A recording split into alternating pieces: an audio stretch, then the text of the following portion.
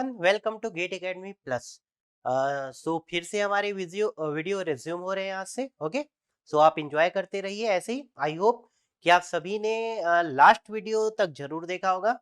ठीक है, तो आज हम फिर से स्टार्ट कर रहे हैं सेम आपका favourite subject network analysis. Okay, and just मैं एक बार रिकॉल करता हूँ। लास्ट वीडियो पे हमने डिस्कस किया था source free RL circuit and source free RC circuit के बेसिक कॉन्सेप्ट हमने बात किए थे।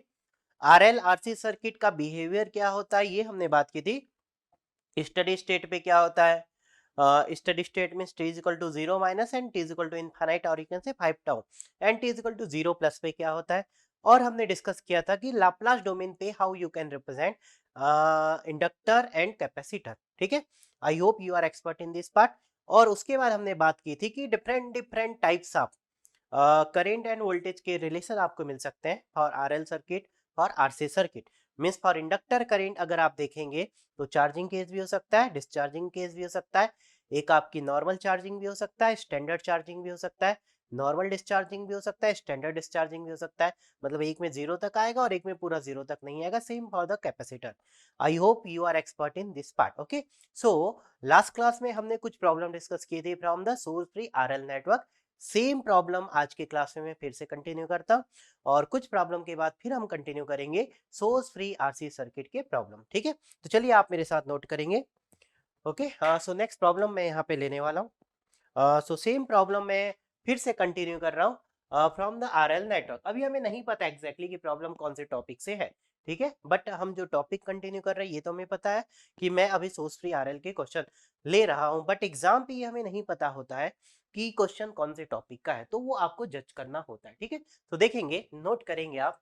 नेक्स्ट प्रॉब्लम मैं ले रहा हूँ यहाँ पे। हमें यहाँ पे कुछ गिवन है सर्किट, एक करंट सोर्स गिवन है लाइक दिस, और इस करंट सोर्स के साथ हमें एक रजिस्टर पैरेलल पे गिवन है।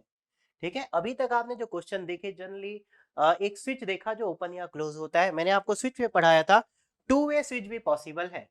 ठीक है, मैं यहाँ पे एक रेजिस्टेंस ले लेता हूँ लाइक दिस।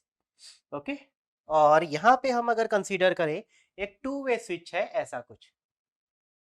ठीक है, और इसके साथ साथ ये इससे कनेक्ट हम इसे कर देते हैं। नाउ यहाँ एक रेजिस्टेंस कनेक्ट है और यहाँ हमारे पास गिवन है एक आर और एक एल। यहाँ हमें गिवन है one register and one inductor. This network is given, ये हमें गिवन है।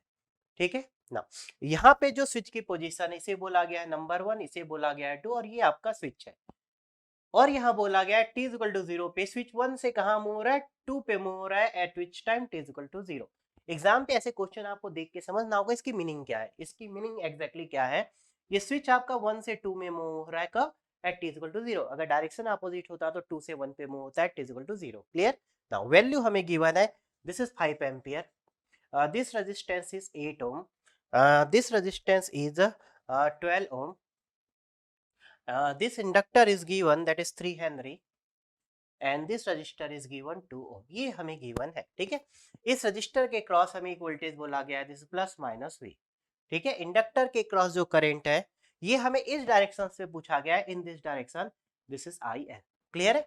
सो इस नेटवर्क में अभी हमें नहीं पता ये नेटवर्क सोर्स फ्री है, विद सोर्स है, आर एल है, आर सी है, क्या है, बट हाँ अभी एलिमेंट आप देख के इतना जज कर सकते हैं कि यहाँ पे इंडक्टर है और रजिस्टर है, मतलब ये आर एल नेटवर्क है, इतना तो हम कह सकते हैं। हाँ, अब हमसे पूछा गया है यहाँ पे डिटरमाइन, डिटरमाइन।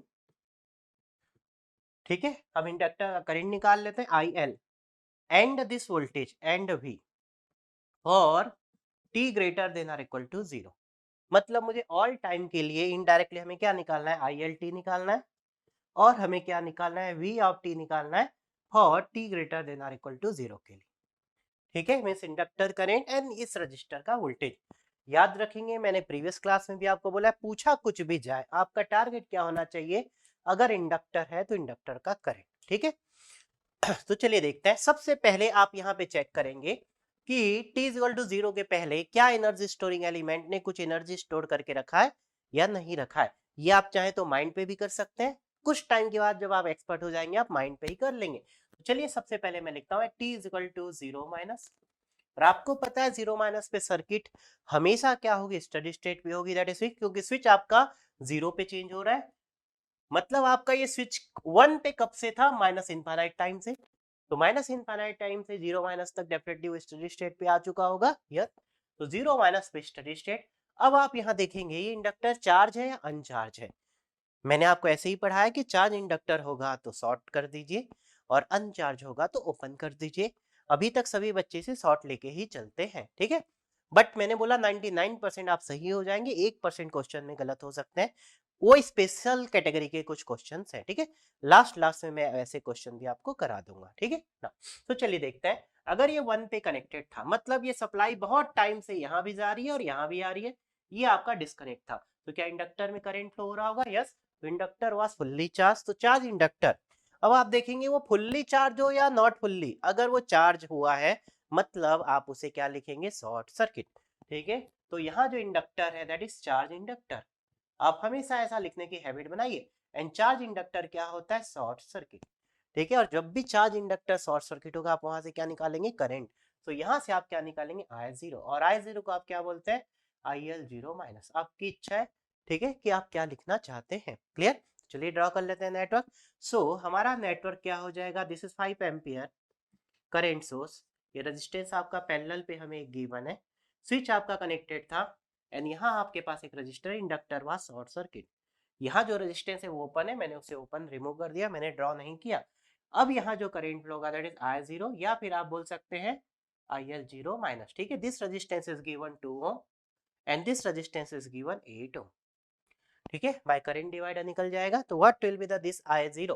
तो आई जीरो आपको क्या मिल जाएगा? टोटल करंट 5 एम्पियर मल्टीप्लाई, ये दोनों पैरेलल पे हैं, opposite impedance that is 8 divide by 2 plus 8 divide by 8 plus 2 that is 10, तो 5/10 इंटू 8।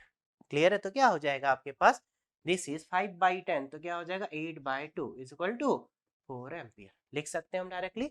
तो यहाँ आपके पास कितना एम्पियर जा रहा है? 4 एम्पियर, ठीक है। तो आई एल जीरो माइनस हमें मिल चुका है, तो आप लिख लेंगे यहाँ I L zero minus is equal to I L zero plus, क्या लिख सकते हैं?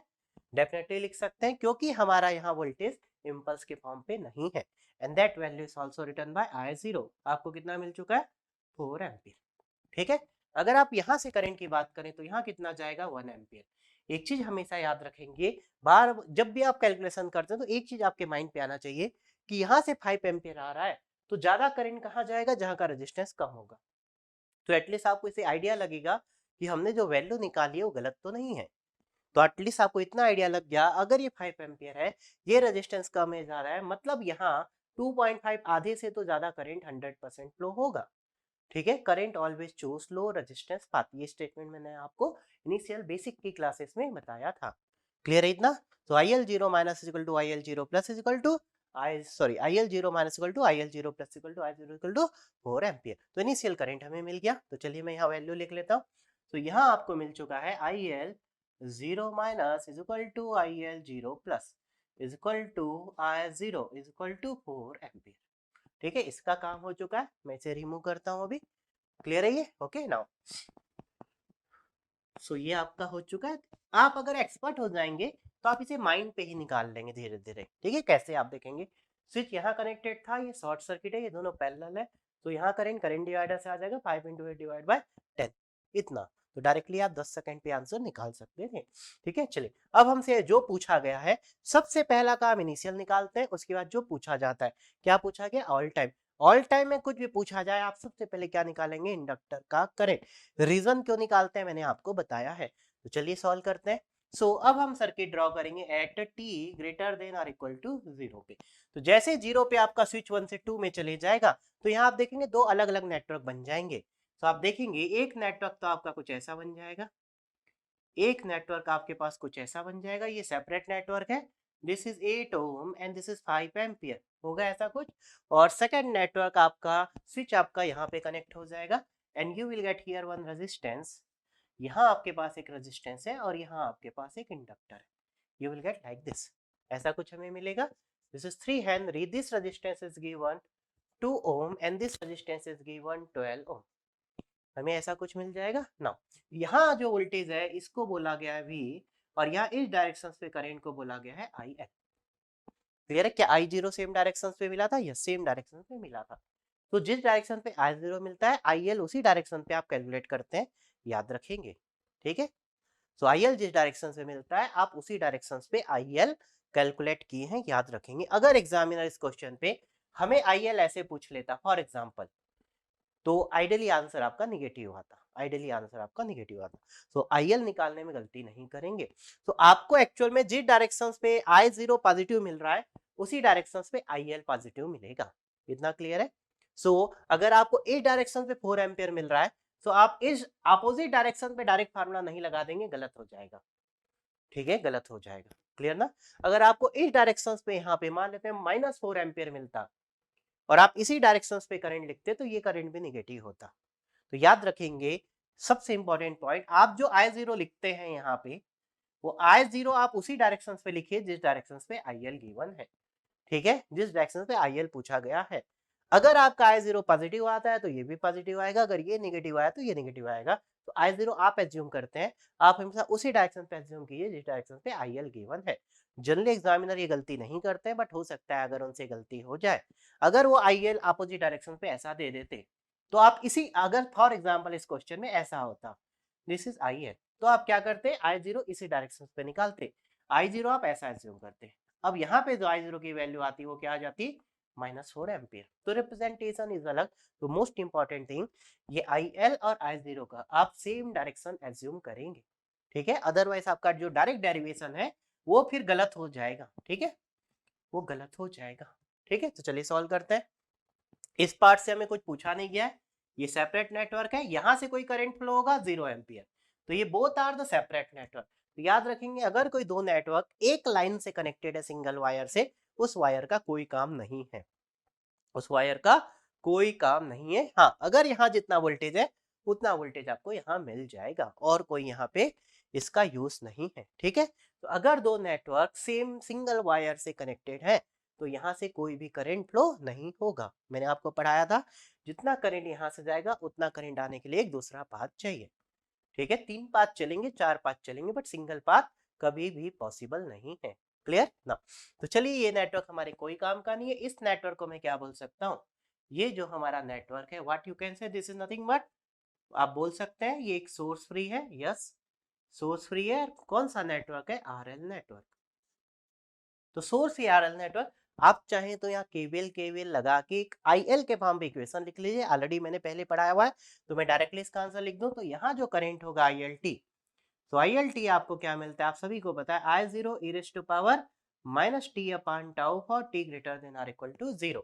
टाउ आप सभी को पता है, टाउ क्या होता है RL सर्किट का, L equivalent by R equivalent, ठीक है।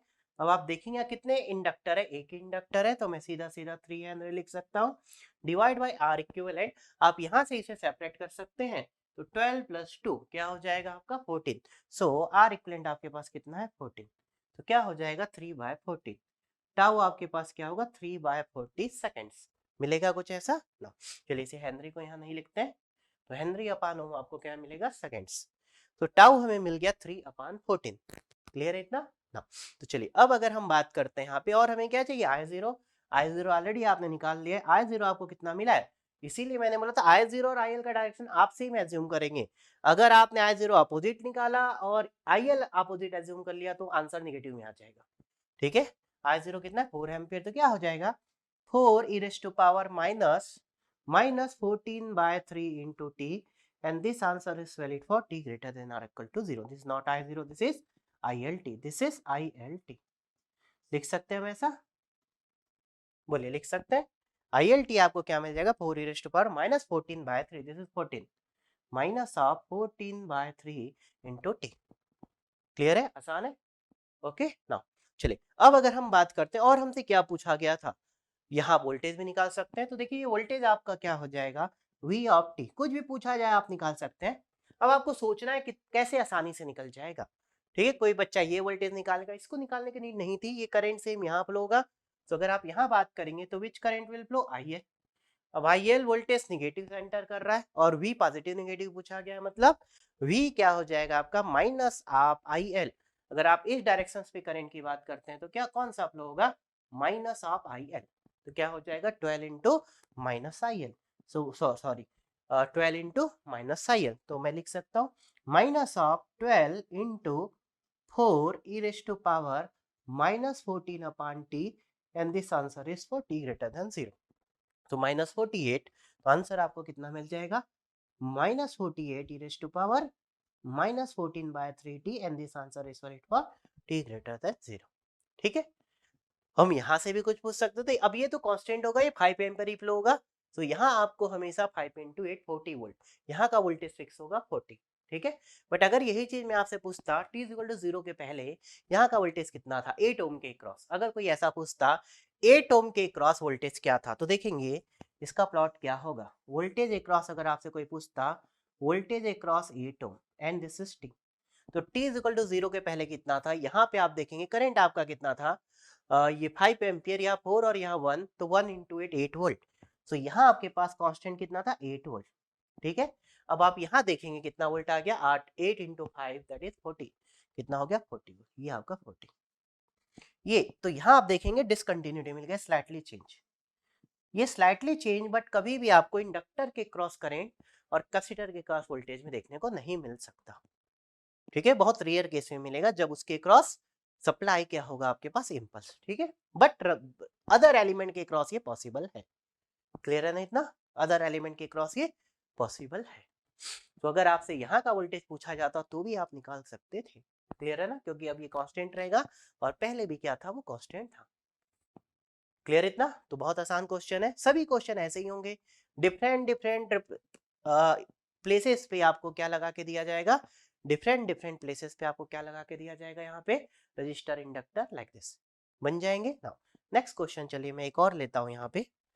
ठीक है, नेक्स्ट क्वेश्चन एक और लेते हैं, चलिए यहाँ पे सभी क्वेश्चन आपको ऐसे ही मिलेंगे, सभी क्वेश्चन आपको ऐसे ही मिलेंगे। ठीक है, नाउ अब अगर मैं आपसे एक क्वेश्चन पूछता हूँ, यहाँ पे अभी तक हम 0+ की बात नहीं कर रहे थे किसी भी क्वेश्चन पे, किसी भी क्वेश्चन में मैंने 0+ की बात नहीं की, इसी क्वेश्चन में आपसे एक और वैल्यू पूछ लेता हूँ।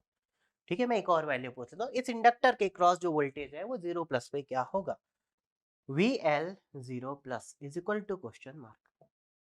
ठीक है, इंडक्टर के क्रॉस का वोल्टेज 0+ पे क्या होगा। क्लियर है, इंडक्टर के क्रॉस का वोल्टेज एट 0+, या फिर मैं यहाँ ऐसा भी पूछ सकता था, VL को आप क्या लिख सकते हैं, L D I by D T.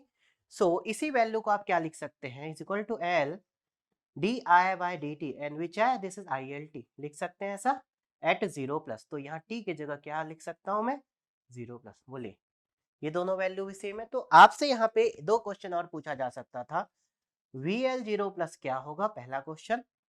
दूसरा question, D I L by D T at 0+, at 0+ is equal to question. ये दोनों एक ही रिलेशन है, सिर्फ एल का डिफरेंस है, तो ये क्या हो जाएगा, VL 0+ बाय एल। ठीक है, सो आप ये डायरेक्टली निकाल सकते हैं।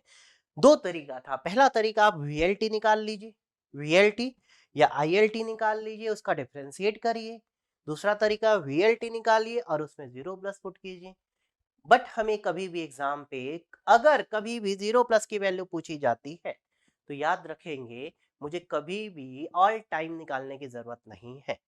लिसन माय वर्ड, अगर कभी भी आपको या तो डिफरेंशिएशन फॉर्म या तो नॉर्मल फॉर्म 0+ पे पूछा जाता है, 0+ पे पूछा जाता है, तो कभी भी ऑल टाइम निकाल के डिफरेंशिएट करके या इसमें 0+ पुट करके हमें सॉल्व करना है, ऐसा नहीं करना है। ठीक है, ऐसा नहीं करना है, हम डायरेक्टली निकाल सकते थे। तो 0+ पे अगर पूछा गया है तो डायरेक्टली क्या मैं सर्किट को 0+ पे ड्रॉ कर सकता हूँ, यस कर सकता हूँ।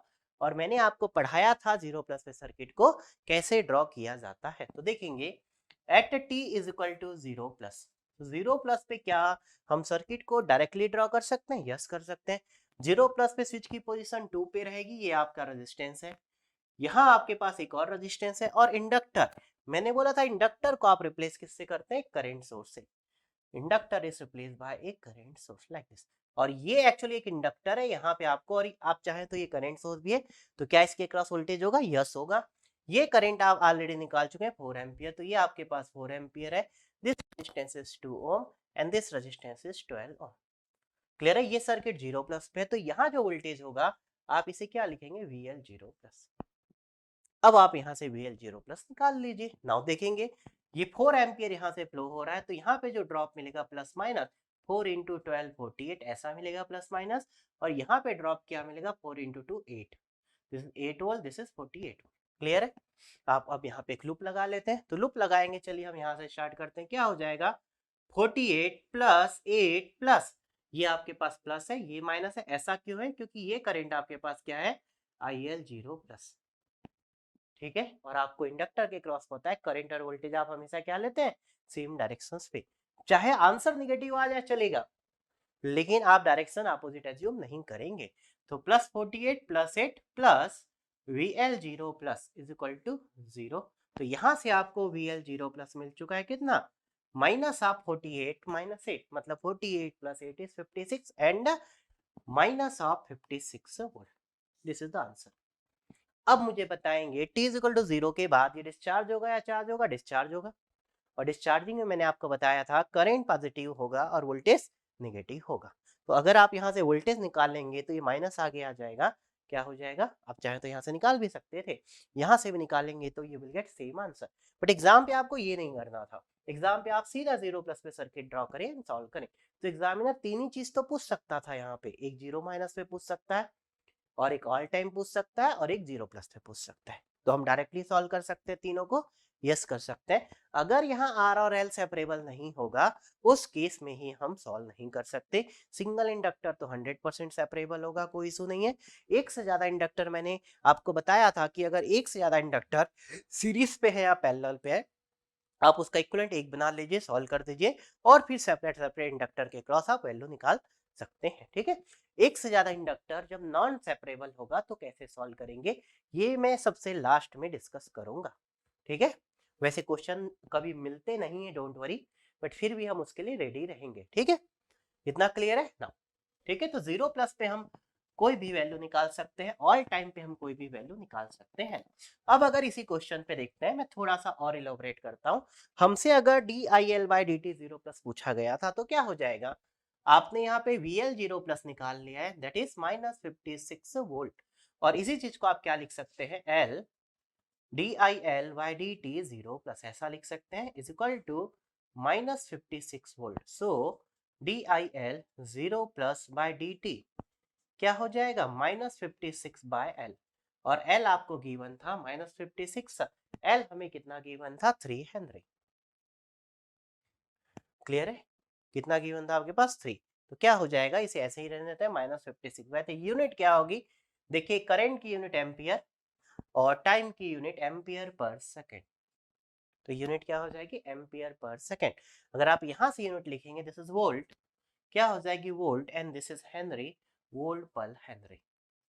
ठीक है, बट हम ये यूनिट यूज नहीं करते हैं, हम क्या यूज करते हैं एम्पियर पर सेकेंड। क्या यूज करते हैं? Ampere per second. क्लियर है? तो यूनिट देख के घबराना नहीं है हमें, तो यूनिट क्लियर है ना? अब अगर आप चाहें, अगर आप टाइम के इक्वेशन से आंसर निकालना चाहते तो भी निकाल सकते हैं, बट एक चीज हमेशा ध्यान देंगे, ये जो आंसर है ये किसके लिए वैलिड है? टी ग्रेटर देन और इक्वल टू 0 के लिए वैलिड है। ठीक है, सो चलिए हम लिखते हैं ILT आपको गिवन था, ILT आपको पता है 4 e raised to power minus 14/3 t dt, और ये आंसर आपको पता है किसके लिए ग्रेटर है? वैलिड है टी ग्रेटर देन और इक्वल टू 0। तो यहां से आप VLT निकाल सकते थे, VLT क्या हो जाएगा L DILT/dt, तो यहाँ से आप निकाल सकते हैं 3 मल्टीप्लाई, इसका डिफ्रेंसिएशन क्या हो जाएगा 4 into minus 14/3 e raise to power minus 14/3, और ये आंसर भी किसके लिए वैलिड होगा? टी ग्रेटर देन और इक्वल टू 0 के लिए वैलिड होगा। तो यहाँ से आप निकाल सकते हैं दिस इज 14 इंटू 4, क्या हो जाएगा minus 56, minus 56 e raise to power minus 14/3, and this answer will be again valid for t greater than 0। याद रखेंगे VL 0 माइनस आप यहाँ से नहीं निकाल देंगे, गलत हो जाएगा, क्योंकि ये आंसर किसके वैलिड है? टी ग्रेटर देन 0 के लिए। अब आप यहाँ t इजिकल टू का 0 प्लस पुट करते हैं, तो यहाँ से क्या हो जाएगा minus 56 e raised cos 0 is 1 minus 56 volt. This is the answer. But exam पे आपको ऐसे नहीं करना था, एग्जाम पे डायरेक्टली 0 प्लस पे सर्किट ड्रॉ कीजिए, फाइंड आउट द आंसर। ठीक है, we are lots of way to calculate. Clear है यहाँ तक? कभी भी आपको ऐसा डिफरेंशिएशन का फॉर्म दिया जाए, 0+ पे पूछा जाए, तो भी घबराने की जरूरत नहीं है। आप उसका अल्टरनेट फाइंड आउट कीजिए कि उसे कैसे अल्टरनेट फाइंड कर सकते हैं। क्लियर? तो चलिए नेक्स्ट क्वेश्चन लेते हैं। सभी क्वेश्चन ऐसे ही मिलेंगे, वैल्यू डिफरेंट होगी, सर्किट का कॉन्फ़िगरेशन डिफरेंट होगा, ओनली इतना ही डिफरेंस आपको मिलेगा, ओनली इतना ही डिफरेंस आपको मिलेगा। ठीक है, चलिए अब मैं एक और नेक्स्ट क्वेश्चन लेता हूँ यहाँ पे। ठीक है, आई होप कि ये सभी को क्लियर है। नाउ ये टॉपिक देखेंगे आप, ट्रांजिएंट अगर देखेंगे, अगर आप इसे प्यार से पढ़ेंगे तो ये टॉपिक बहुत आसान है, ये टॉपिक बहुत आसान है। बस आपको ये ध्यान देना है कि हम जो डायरेक्ट फार्मूला लिख दे रहे हैं वो कहाँ पे नहीं लगाना है और कहाँ पे लगाना है। ठीक है, कहाँ पे नहीं लगाना है और कहाँ पे लगाना है, जहाँ नहीं लगेगा वहां कैसे सॉल्व करेंगे। तो अगर आप एक स्टेप पीछे आ गए डिफरेंशियल इक्वेशन पे, तो मेरे अकॉर्डिंग आप कोई भी क्वेश्चन को सॉल्व कर सकते हैं। ठीक है, मैंने तो डायरेक्टली लिख दिया था ILT, आप चाहें तो उसे 20-30 सेकेंड देके डिफरेंशियल इक्वेशन लिख के डिफरेंशियल इक्वेशन से भी आंसर निकाल सकते थे, बट जब हमारे पास टाइम बच रहा है तो हम उसे बचा सकते हैं। ठीक है, बट आप इतना एक्सपर्ट होना है कि कहाँ पे वो फार्मूला नहीं लगेगा, ये मैंने पढ़ाया था।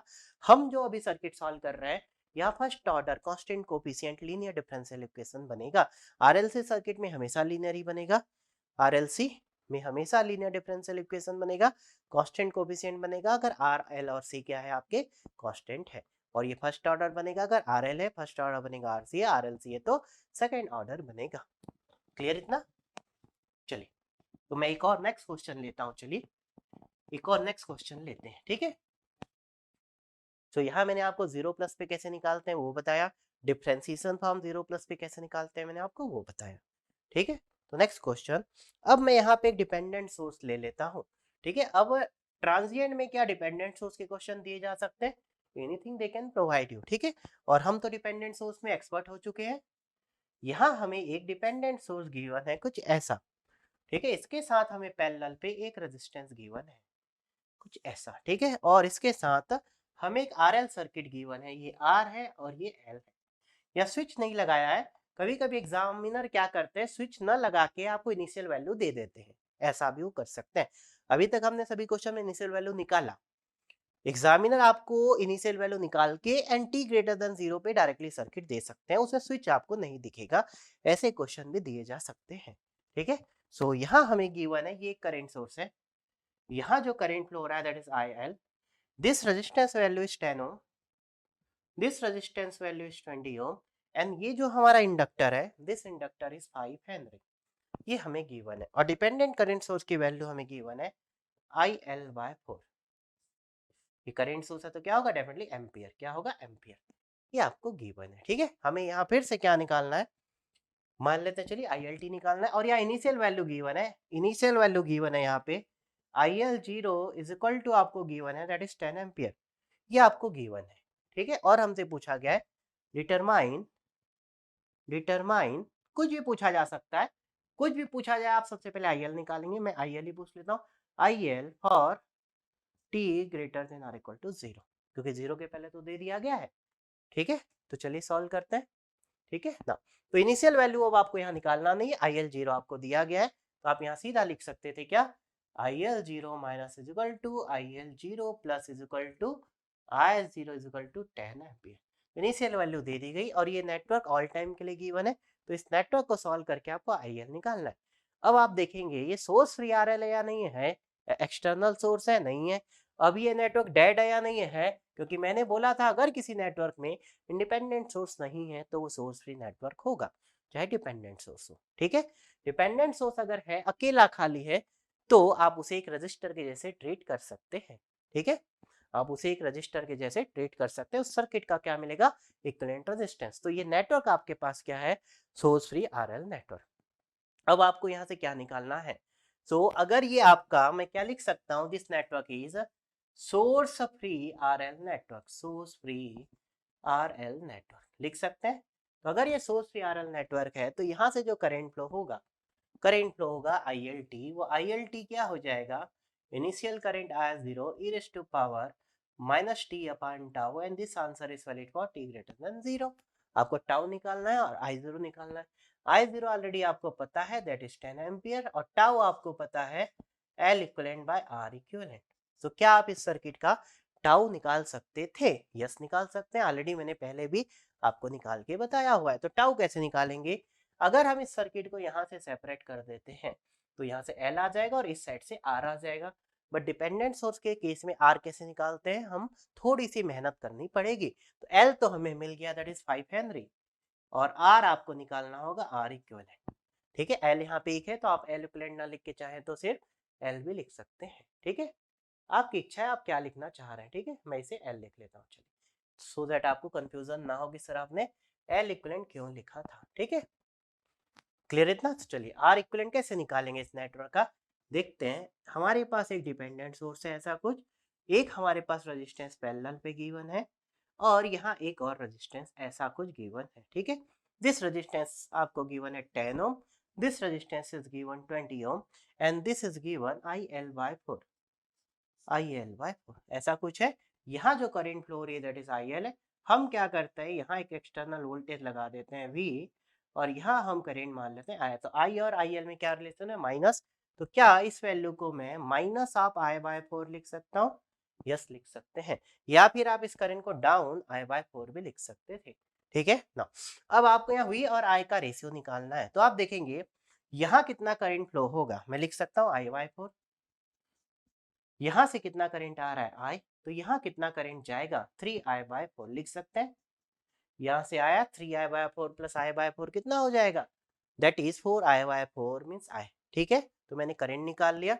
आपको V और I में रिलेशन चाहिए, यहाँ आप चाहे तो एक लूप लगा सकते हैं। तो क्या हो जाएगा देखेंगे, V इज इक्वल टू, मैं डायरेक्टली लिख सकता हूँ this drop 10 into I plus यहाँ क्या हो जाएगा 20 इंटू कितना करंट है?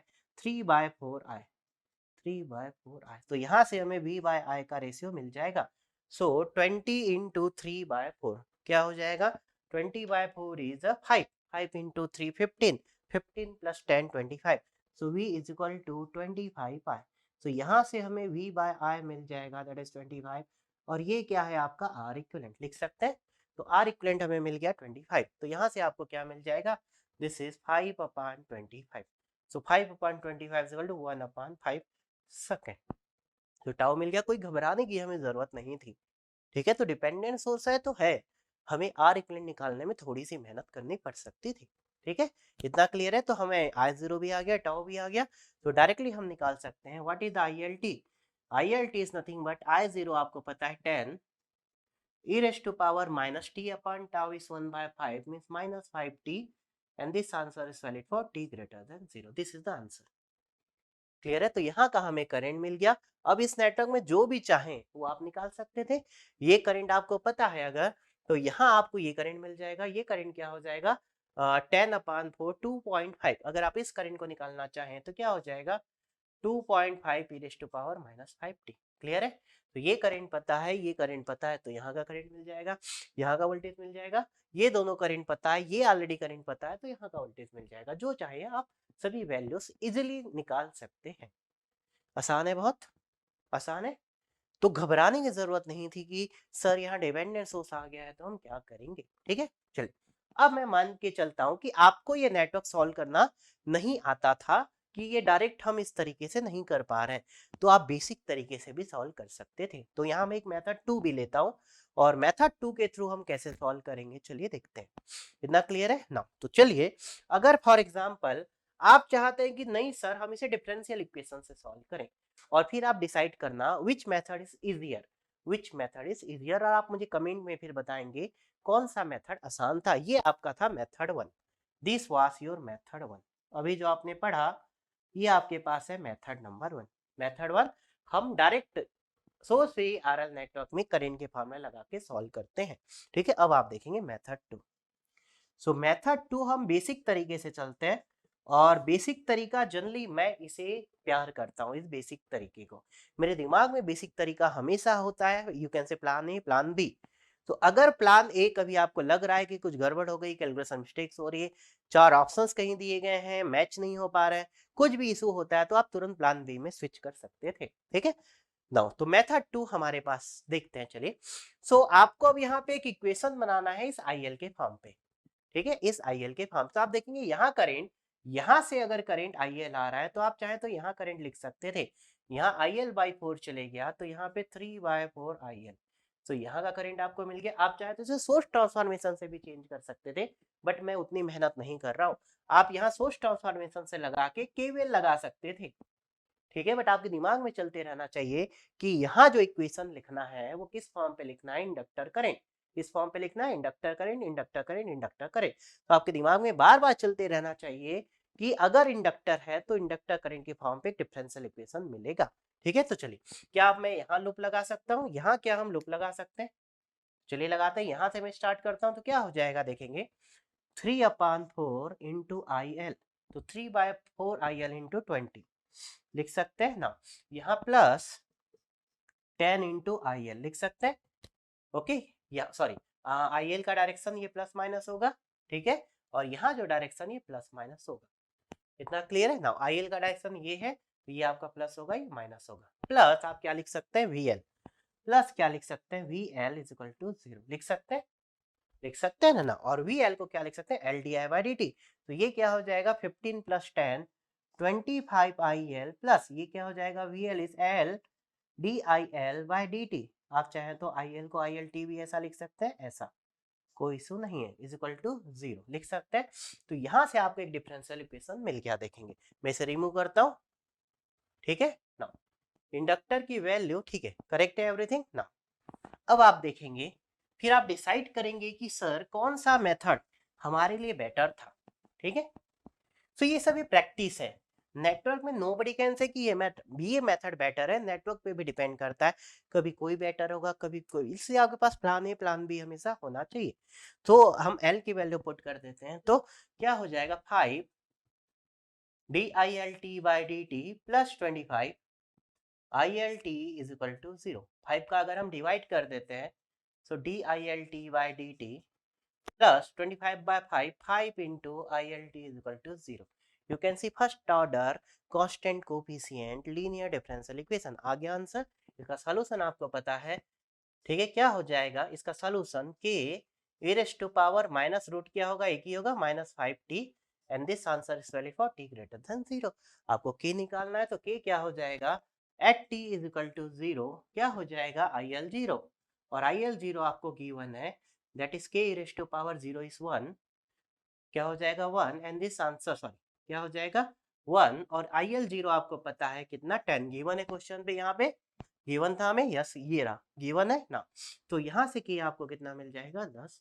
तो यहाँ से ILT आप लिख सकते थे, ILT हमें क्या मिल जाएगा, 10 e raised to power -5t। तो यहाँ आपको टाउ निकालने की जरूरत नहीं थी। This is the answer, this is the answer, clear है। तो कौन सा तरीका आसान था, ये भी आसान है।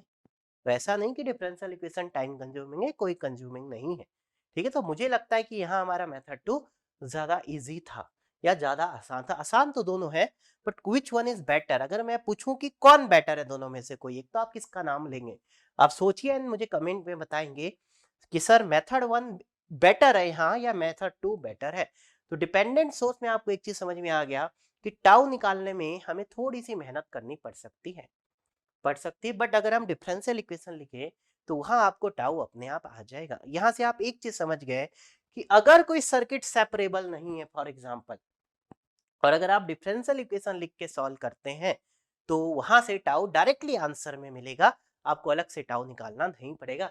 मीन्स अगर आप डिफरेंशियल इक्वेशन को सॉल्व करते हैं तो आपको यहाँ अलग से टाउ नहीं निकालना है, directly you will get this expression.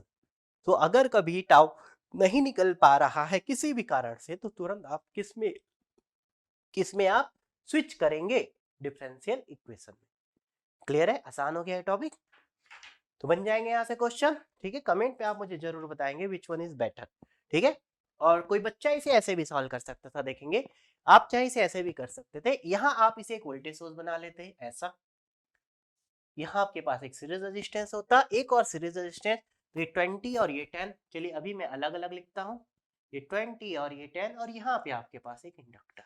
अब आप देखेंगे यहाँ इक्वेशन लिखना आसान हो जाता, वोल्टेज उसका डायरेक्शन क्या होता है, this is plus this is minus, IL/4 into 20, तो क्या होता है 20/4, दिस इज 5 IL, बट ये वोल्टेज होता है, ये 20 प्लस 10 आप इन दोनों को एक साथ 30 लिख लेते हैं, एंड दिस इज 5 हेनरी। अब आप यहाँ पे भी एक इक्वेशन लिख सकते थे, एक ही चीज है, तो मैंने उतना टाइम बचा लिया क्योंकि यहाँ करंट पता है, ये करंट पता है, मैंने यहाँ का करंट जस्ट सब्सट्रैक्ट करके लिख लिया, ठीक है। अब आप इक्वेशन लिखेंगे तो भी सेम मिलेगा, तो सोर्स ट्रांसफॉर्मेशन का भी आप यूज कर सकते थे, ठीक है। तो मैंने आरएल में आपको कुछ क्वेश्चंस कराए, नियर अबाउट 5 क्वेश्चंस कराए हैं सोर्स फ्री में। उससे पहले बहुत सारे कॉन्सेप्ट की मैंने बात की, और मैंने एक सिंगल स्विच का कराया, एक 2 वे स्विच का कराया। इसके बाद हमने देखा कि अगर किसी क्वेश्चन में डिपेंडेंट सोर्स है, ठीक है, तो इतना अगर आप कर लेते हैं तो मुझे लगता है कि आरएल सोर्स फ्री के क्वेश्चन आपसे बन जाएंगे, ठीक है। सो चलिए इस सेशन को आज मैं ओवर करता हूँ यहाँ पे, ठीक है। जब तक आप सेल्फ प्रैक्टिस कीजिए, ठीक है।